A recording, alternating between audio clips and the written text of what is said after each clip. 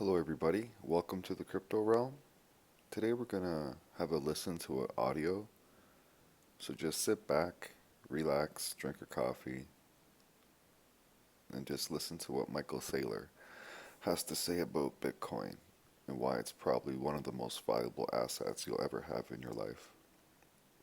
This was pretty impactful, and then it shows you how the world works financially and that everything is depreciating, getting inflated. So this is about a 10-minute video. It's an audio, so just sit back and listen, and I hope you learn something really good from this. Thank you again. Enjoy.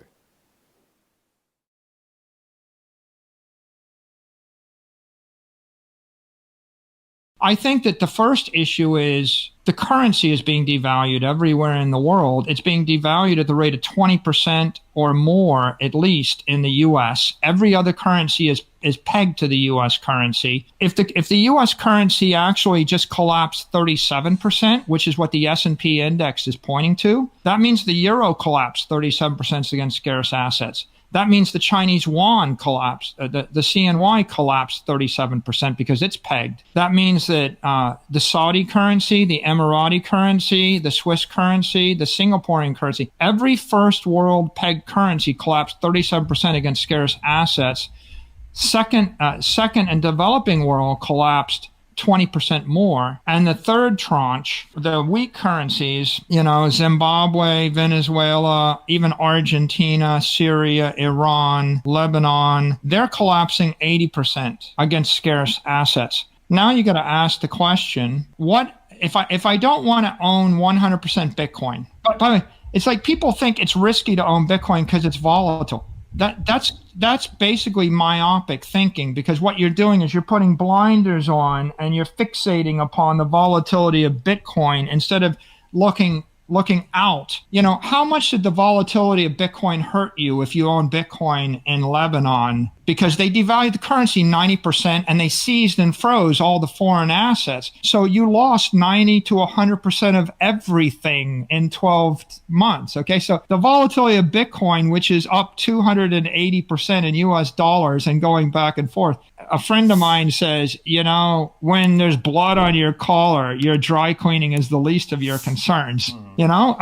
That volatility is second or third order. If the airplane is depressurizing, you're worried about the hygienic standards of the oxygen mask. Who gives a crap? You're going to be dead in 60 seconds. When the ship is sinking and you're worried about whether you got the best seat on the lifeboat or try to figure out whether you wanted this one or that one, you're going to be dead in 2 hours. If you have if you're Jewish in Germany in 1932, the only answer is you needed to leave. That's the only answer. There was no other answer. It was just going to get progressively worse. And you're screwing around debating whether you should take a 25% haircut to sell you. Everybody, if you read the history, first they sold their property for a 40% discount, then a 50%, then a 60%, then an 80%, then a 90%, then a 95%.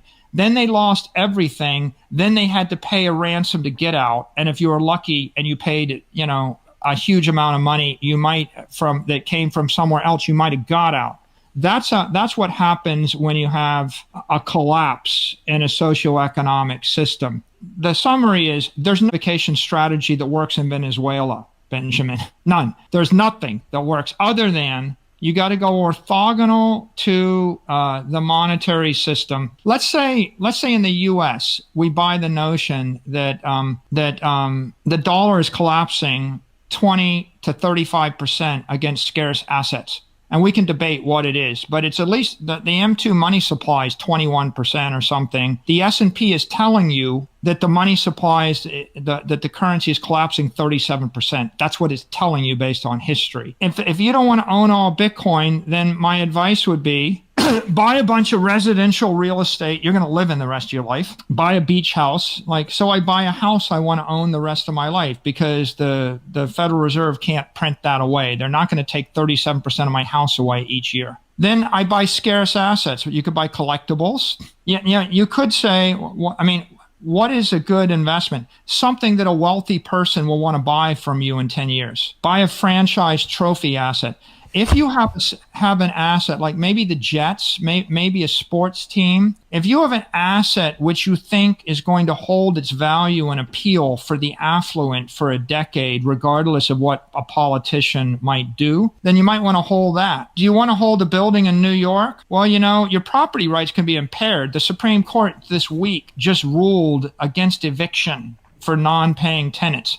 So if you were holding an apartment building thinking that was an asset, that was impaired during the lockdown and you can't move it. I don't know, maybe. I wouldn't own cash. I wouldn't own a bond. Bonds have a negative 20% real yield. Now, what about gold? I wouldn't own gold. Gold is if we look at the results, what is the market telling you this year about store of value? Bitcoin is up 276%. Gold is down 2%. S&P is up 39%. NASDAQ is up 44%. And if you bought long-dated bonds, 10 to 30-year treasuries, you're down 12%, which totally makes sense because it'd be stupid to buy a 30-year sovereign debt that was yielding 1.2% interest, which is where you were 12 months ago. Should you buy Picasso's, baseball cards, comic books? I mean, maybe buy a portfolio of rare art because wealthy people will probably want to buy the rare art off of you. What worked well? Single-family housing's up 25%, according to the headlines in the Wall Street Journal last week. 25%. Hampton's houses are up 50%. Luxury real estate, things that are highly desirable that people with money want, right? You want to buy. You would say Ethereum is up even more. Yeah, I mean, there's certainly small, you probably Tesla, meme stocks. You can find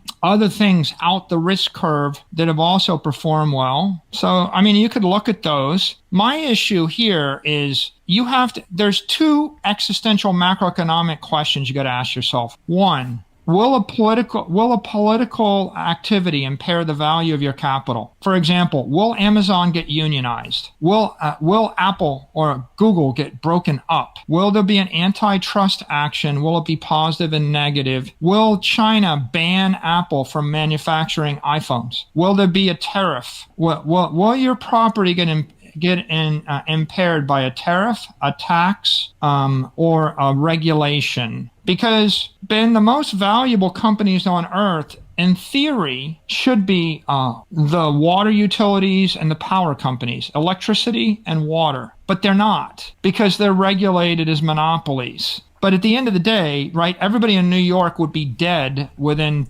48 hours if I turned off electricity in New York City. So if I really, and I could kill you with the water supply faster. So if it was really as simple as providing a utilitarian value, then the utilities would be much more valuable. But what happens is eventually the politicians regulate the utilities and then the profit leaves those businesses. So the question is, if I'm holding an equity, will it be impaired by a political act? And the second question is, if I'm holding real estate, real estate's the same way. You own a building in New York, is it going to be impounded, seized, regulated, taxed? I can tax away your property, right? You can't move. $1 billion building in New York isn't moving, whereas $1 billion of Bitcoin can move. If the state of California passes a property wealth tax that seizes 10% of all your property in California and it's a building, good luck with that. Can you sell that to a billionaire in Beijing or a billionaire in Tokyo?